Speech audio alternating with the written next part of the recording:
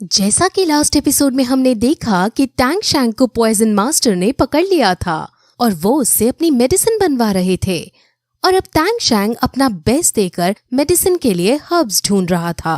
अब टैंग शैंग को बर्फ की लेक के ऊपर जो एक हर्ब दिखती है वो उसकी तरफ जाने लगता है और अपने चाकू से उसको काट देता है।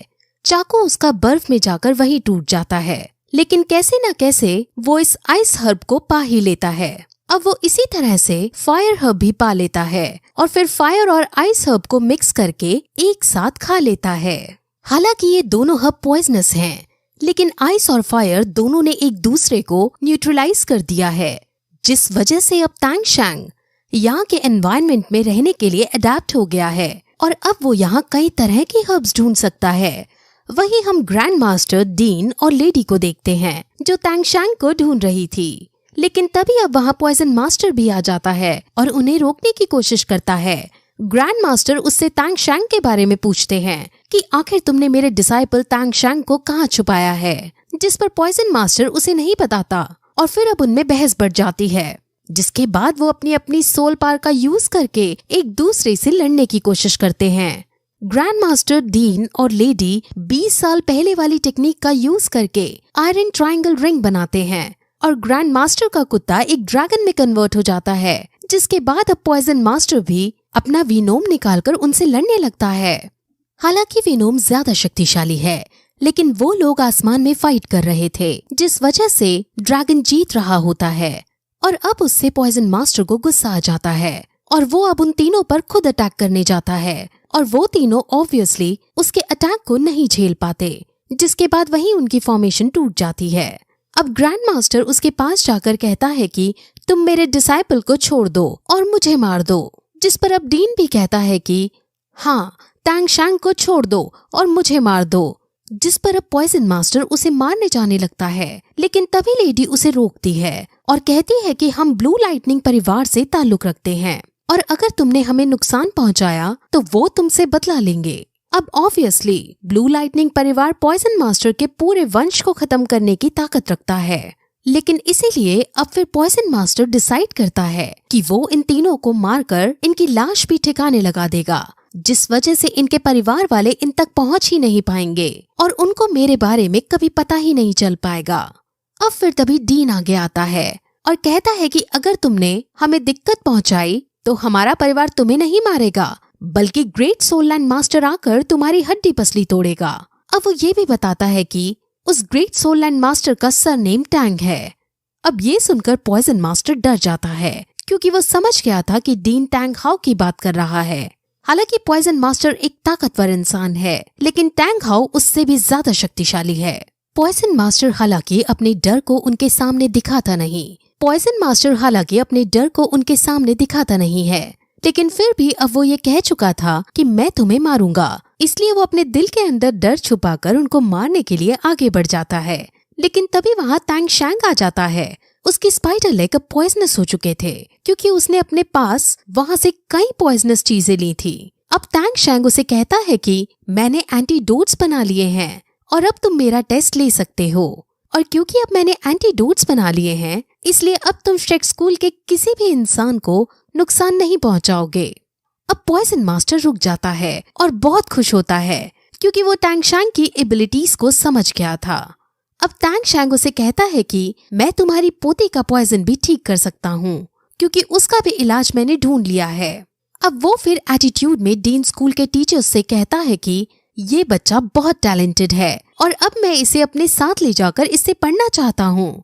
वो ये कहता है कि मैं टैंग शैंग को अपने साथ सिर्फ 6 महीने के लिए ले जाऊंगा और इस बीच मैं इससे पढ़ूंगा भी और इसको अलग अलग पॉइजन के बारे में जानने को भी मिलेगा।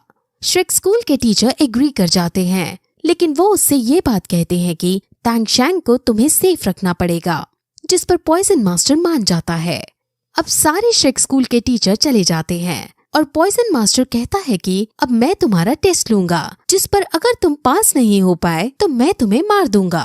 अब टैंग शैंग हैरान होता है और कहता है कि अभी तो तुमने मेरे टीचर को मुझे सेफ रखने को कहा था और अब तुम मुझे मारने की बात कर रहे हो, जिस पर पॉइजन मास्टर कहता है कि चिंता मत करो, क्योंकि मैं तुम्हारी लाश को सेफ रखूंगा। अब फिर दोनों आगे बढ़ते हैं और उसी जगह पर जाकर अब पॉइजन मास्टर एक एक करके 3 बार उस पर अपने सबसे शक्तिशाली जहर छोड़ता है, लेकिन हर बार तैंगशैंग उसके जहर को न्यूट्रलाइज कर देता है। और अब इससे पॉइजन मास्टर को समझ आ जाता है कि ये मेरी पोती के अंदर के जहर को आसानी से निकाल देगा। और फिर तैंगशैंग से जब वो पूछता है कि तुमने ये सब कैसे किया, तो तैंगशैंग उसे बता देता है कि कल उसने बर्फ और आग की हर्ब्स को एक साथ खाया था।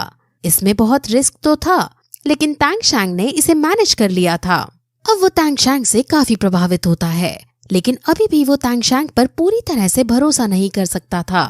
इसलिए अब वो तैंगशैंग को पकड़कर उसके अंदर अपना जहर डाल देता है और कहता है कि जब तुम मेरी पोती का जहर ठीक करोगे तभी मैं अपने इस जहर को बाहर निकालूंगा। अब तैंगशैंग बेचारा करता भी क्या, इसलिए अब वो वहाँ रहकर अलग अलग पॉइजन को स्टडी करता है और बेस्ट पॉसिबल दवाई खोजने लगता है ताकि पॉइजन मास्टर की पोती ठीक हो सके। अब फिर हमें श्रेक स्कूल को दिखाते हैं, जहाँ बाकी सारे बच्चे अब बेस्ट फैसिलिटीज मिलने की वजह से अपनी अपनी ट्रेनिंग जी जान से कर रहे थे। उनको अब इस स्कूल में मिमिक्री ग्राउंड्स और वर्चुअल लोकेशन भी मिलती हैं, जिसकी वजह से वो अपने नेचर के अकॉर्डिंग प्रैक्टिस कर पा रहे थे। अब फिर ऐसा करते करते 6 महीने बीत जाते हैं और अब तैंगशैंग काफी ज्यादा पॉइजन के बारे में ज्ञान ले चुका था। अब फिर एक दिन जब पॉइजन मास्टर उसको देखने आते हैं तो तैंगशैंग उन्हें अपने सीक्रेट हिडन वेपन्स दिखाता है और इसके अंदर उसने बेस्ट क्वालिटी का पॉइजन भी लगा रखा था, जिसका यूज करके वो बड़े से बड़े सोल लैंड मास्टर को मार सकता था। ऐसे वेपन्स देखकर पॉइजन मास्टर बहुत खुश होता है, क्योंकि ऐसे वेपन्स उसने अपनी 78 साल की जिंदगी में कभी नहीं देखे थे। अब पॉइजन मास्टर उसके अंदर से अपना पॉइजन निकाल लेता है और अपनी मासूम शक्ल बनाते हुए कहता है कि मैं तुम्हें हमेशा बांधकर नहीं रख सकता। असल में वो अब तैंगशैंग का दोस्त बन गया था और उनमें काफी अच्छी बॉन्डिंग हो चुकी थी। वो तैंगशैंग के टैलेंट को देखकर कहता है कि अगर तुम 3 साल बड़े होते तो मैं अपनी पोती की शादी तुमसे करवाता। जिस पर तैंगशैंग शर्माते हुए कहता है कि नहीं नहीं, आपकी पोती कीमिंग को पसंद करती है और वही उसके लिए बेस्ट सूटेबल हस्बैंड होगा। अब दोनों मजाक मस्ती करते हैं और अब वो तैंगशैंग से उसके बैकग्राउंड के बारे में पूछता है, जिस पर तैंगशैंग जब ये बताता है कि उसके पापा सिर्फ एक मामूली से लोहार हैं, तो पॉइजन मास्टर समझ जाता है कि इसको अपने पापा के बारे में कुछ पता ही नहीं है। अब क्योंकि 6 महीने हो चुके थे और पॉइजन मास्टर ने वादा किया था कि वो उसकी 3 विश पूरी करेगा। तैंगशैंग ने पहली विश में तो ये कहा था कि वो किसी श्रेक स्कूल के आदमी को नुकसान नहीं पहुंचाएगा, और दूसरी वो ये विश करता है कि वो यहाँ से बहुत सारी हर्ब्स अपने लिए ले जाएगा, और फिर तीसरी विश में वो ये कहता है कि पॉइजन मास्टर श्रेक स्कूल का सीनियर एडवाइजर बने।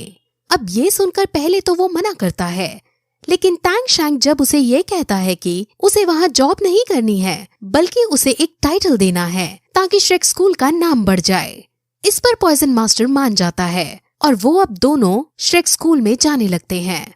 और वहाँ पहुंचकर वो पहले तो अपने सभी टीचर्स को ग्रीट करता है और फिर अपनी सारी बात उन्हें बताता है।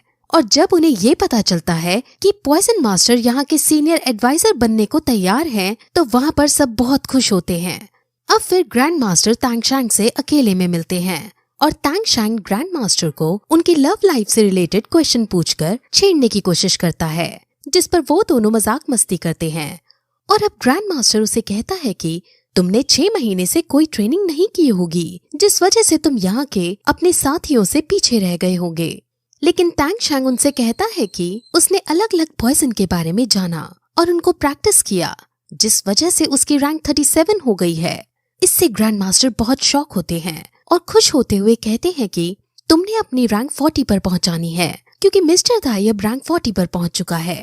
अब फिर तैंगशैंग जीवू से मिलता है और जीवू उसे देखते ही गले से लगा लेती है और रोने लगती है, क्योंकि तैंगशैंग बिना बताए इतने लंबे समय के लिए उसे छोड़कर चला गया था। जीवू तैंगशैंग से बहुत प्यार करती है, क्योंकि उसका उसके अलावा इस दुनिया में कोई नहीं है। जीवू को रोता देख तैंगशैंग उसे चुप कराता है और उसे फिर कभी ना छोड़कर जाने का वादा करता है। अब फिर तैंगशैंग अपने बाकी दोस्तों से मिलता है और वो उन सभी को अपने लाए हुए हर्ब्स देने लगता है, क्योंकि इन हर्ब्स से उनकी ताकत बहुत बढ़ने वाली है। अब वहाँ ग्रैंड मास्टर भी आते हैं और ग्रैंड मास्टर उनको इससे होने वाले साइड इफेक्ट्स के बारे में आगाह करते हैं। लेकिन टैंग शैंग ये बताता है कि उनको इससे कोई साइड इफेक्ट्स नहीं होगा, क्योंकि ये खास तरह के हर्ब्स हैं और इनको ये लिमिट में ही लेंगे। अब सब अपने अपने हर्ब्स ले लेते हैं, लेकिन लास्ट में एक हर्ब बचता है जो टैंग शैंग कैट गर्ल को देना चाहता था। ये हर्ब सबसे शक्तिशाली हर्ब है और इस हर्ब के पीछे एक स्टोरी जुड़ी है। एक बार एक आदमी ने एक बहुत सुंदर गार्डन देखा था और उसे ये गार्डन काफी ज्यादा पसंद आया था और फिर उसने अपने घर के बाहर ऐसा ही एक सुंदर गार्डन उगाया और उसे बहुत अच्छा लगने लगा। उन्हें इन फूलों से प्यार हो गया और फिर एक दिन स्वर्ग से फूलों की देवी उतर कर आई और दोनों के बीच प्यार मोहब्बत होने लगी। लेकिन कुछ समय बाद गॉड वहाँ पर आए और क्योंकि स्वर्ग की अप्सरा को एक मनुष्य से प्यार करने की इजाजत नहीं थी, इसलिए वो अप्सरा को वापस अपने साथ ले गए। और अब इससे वो आदमी बहुत दुखी रहने लगा और उसने गुस्से में अपना पूरा गार्डन उजाड़ डाला। लेकिन एक दिन उसके पास एक ओल्ड मैन आया और उसने उसे बताया कि वो अप्सरा तुम्हारे जाने के बाद तुम्हारे गार्डन में एक सफेद फूल बनकर पैदा हुई थी। अब ये सुनकर उसे बहुत दुख होता है और वो फिर से अपने उजड़े हुए गार्डन को जोतने लगता है और उस सफेद फूल की देखभाल करने लगता है। वो दिन रात उसके पास ही बैठा रहता और उसे निहारता रहता, लेकिन कोई रिस्पॉन्स न आने पर उसका दिल टूट गया और वो वहीं मर गया। अब जब वो मरा था तो उसके दिल का ब्लड उछलकर उस फ्लावर पर जा गिरा था और जब से ये फ्लावर एक कीमती फ्लावर बन गया और इसको पाने वाला यानी इसको गार्डन करने वाला एक बहुत स्ट्रॉन्ग वॉरियर बन जाएगा। अब वो इसको कैट गर्ल को इसलिए देना चाहता था क्योंकि इस फ्लावर को सिर्फ एक कपल ही ले सकता है और उनके ग्रुप में कैट गर्ल और मिस्टर दाई का ही रिलेशनशिप है। अब कैट गर्ल शर्माते हुए मिस्टर दाई की तरफ देखती है और फिर उस फ्लावर को ले लेती है। उस फ्लावर को लेते वक्त और उसको यूज करते वक्त सिर्फ अपने पार्टनर के बारे में ही सोचना होता है और उसको याद करना होता है। लेकिन जब कैट गर्ल ऐसा करने की कोशिश करती है तो कैट गर्ल पहले तो अच्छा सोचती है, लेकिन फिर उसे याद आता है कि मिस्टर दाई पहले बहुत सारी लड़कियों के संग घूमा करता था और ये सोचने से उसका ध्यान टूट जाता है, यानी वो इसको नहीं एक्सेप्ट कर सकती थी और अब इससे सब दुखी हो जाते हैं। लेकिन अब टैंग शैंग इसको ग्रैंड मास्टर को देता है क्योंकि ग्रैंड मास्टर भी लेडी के साथ प्यार में थे। ग्रैंड मास्टर उसे ले लेता है, लेकिन वो भी पहले तो अच्छा सोचता है, लेकिन फिर उसे याद आता है कि कैसे फैमिली प्रॉब्लम से वो दोनों अलग हो गए थे और फिर ऐसा सोचने से तुरंत उसका ध्यान भटक जाता है, जिस वजह से वो इसे एब्जॉर्ब नहीं कर पाता। अब फिर ये फ्लावर अपने आप जीवू के हाथ में आ जाता है और जीवू उसको यूज करती है और जीवू सब अच्छा सोच पाती है, जिस वजह से ये फ्लावर एक्टिवेट हो जाता है और अब ये देखकर सब बहुत खुश होते हैं। लेकिन वो ये डिसाइड करती है कि वो इसे एब्जॉर्ब नहीं करेगी क्योंकि अभी वो और स्ट्रॉन्ग बनना चाहती है और स्ट्रॉन्ग बनने के बाद वो इसको एब्जॉर्ब करेगी और तब तक वो इसे अपने साथ ही रखेगी। अब बाकी सब अपने अपने हर्ब्स का यूज करके मेडिटेट करते हैं और कल्टीवेट करने लगते हैं, जिसके बाद अब जब सब जागते हैं तो सब अपने आप को बहुत स्ट्रॉन्ग हुआ पाते हैं। सबकी रैंक 5-5, 6-6 बढ़ चुकी थी और निंग रॉन्ग को तो ये देखकर ज्यादा खुशी हो जाती है और वो टैंग शैंग को धन्यवाद बोलने के लिए उसके पास जाकर उसे किस कर देती है और ये देखकर ऑस्कर का दिल टूट जाता है। लेकिन वो अपने पास जीवू को देखता है और जीवू को खुद को किस करने का इशारा करता है, जिस पर जीवू उसे गुस्से में खूब पीटती है। फिर तभी टैंग शैंग अपनी आंखों को नोटिस करता है और हमें पता चलता है कि टैंग शैंग की पर्पल डेमन आई और कल्टीवेट हो गई है और इससे ये चीजों के आर पार देखने के साथ साथ इंसानों की सोल पार के बारे में भी अच्छे से जान पाएगा। अब फिर इस तरह ये एपिसोड यहीं खत्म हो जाता है।